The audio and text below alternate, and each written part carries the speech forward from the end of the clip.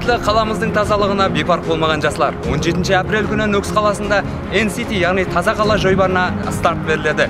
Осы қатары біздерде Науаи мемлекеттік кәншілік институты Нөкс филиалы студент жастары осы акцияда барлық жастарды белсенді қатысуына шақырып қаламыз. Қаламыздың тазалығын сақлау әрбіріміздің парызымыз.